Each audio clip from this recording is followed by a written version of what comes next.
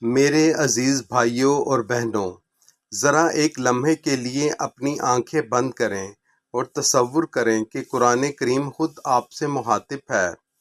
وہ محبت سے کہہ رہا ہے، اے میرے پڑھنے والے، مجھے صرف اپنے گھر کی زینت نہ بناؤ، مجھے اپنے دل کی دھڑکن بنا لو۔ سورہ ملک پکارتی ہے، مجھے ہر رات پڑھو، اللہ کے حکم سے میں قبر کی وحشت اور عذاب سے تمہاری حفاظت کا سبب بنوں گی۔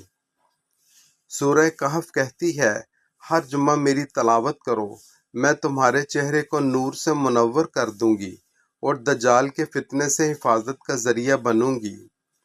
آیت الکرسی محبت سے یاد دلاتی ہے، ہر فرض نماز کے بعد مجھے پڑھو، جنت کی راہ میں تمہارے اور جنت کے درمیان صرف موت باقی رہ جائے گی۔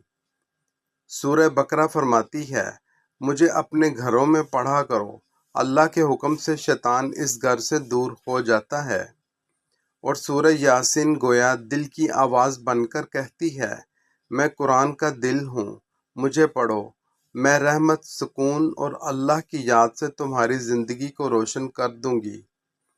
میرے عزیزو، قرآن صرف تلاوت کے لیے نہیں، بلکہ ہماری زندگی بدلنے، ہمارے دلوں کو زندہ کرنے اور ہمیں اللہ کے قریب کرنے کے لیے نازل ہوا ہے۔ آئیے آج ہی عہد کریں کہ ہم روزانہ قرآن کریم سے اپنا تعلق مضبوط کریں گے، اس کے پیغام پر عمل کریں گے اور اسے دوسروں تک بھی پہنچائیں گے۔ اللہ تعالی ہمیں قرآن سے محبت کرنے، اسے سمجھنے، اس پر عمل کرنے اور اس کی برکتوں سے اپنی دنیا اور آخرت سنوارنے کی توفیق عطا فرمائے۔ آمین۔